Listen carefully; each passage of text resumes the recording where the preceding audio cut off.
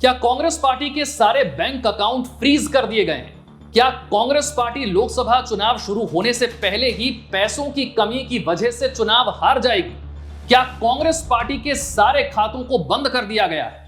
Congress party के अध्यक्ष मल्लिकार्जुन खड़गे ने कहा है कि लोगों ने कांग्रेस पार्टी को जो पैसा दान में दिया था, चंदे के तौर पर दिया था, वो जिन बैंक अकाउंट्स में था, उन बैंक अकाउंट्स को फ्रीज कर दिया गया है।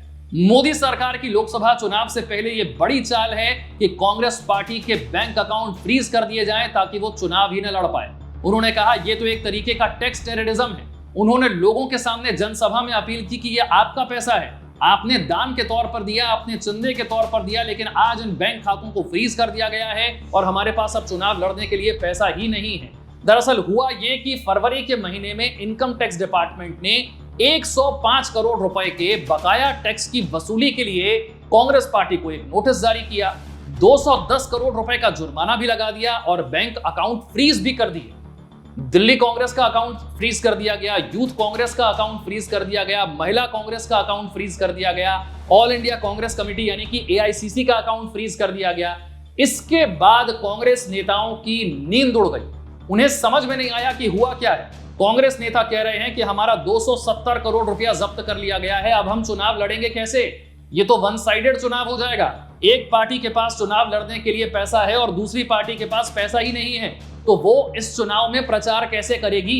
यानी लोकसभा चुनाव शुरू होने से पहले ही क्या कांग्रेस पार्टी ये कह रही है कि पैसा खत्म हो गया है, पैसे जिसमें अकाउंट में थे वो अकाउंट फ्रीज हो गए हैं, तो चुनाव लड़ा कैसे जाएगा? ये चुनाव तो शुरू होने से पहले ही खत्म हो जाएगा। इसके बाद कांग्रेस पार्टी रुख करती है हाईकोर्ट का। हाईकोर्ट से कहती है कि इस कार्रवाई पर रोक लगाई जाए, लेकिन होता क्या है, हाईकोर्ट भी कांग्रेस पार्टी की याचिका को खारिज कर देता है। हाईकोर्ट कहता है कि इनकम टैक्स डिपार्टमेंट जो कार्रवाई कर रहा है, इस कार्रवाई को रोकने के लिए कोई वजह हमें नजर नहीं आ रही है, ऐसे में आपकी याचिका खारिज की जाती है। इसके बाद से कांग्रेस नेता और परेशान हो गए हैं।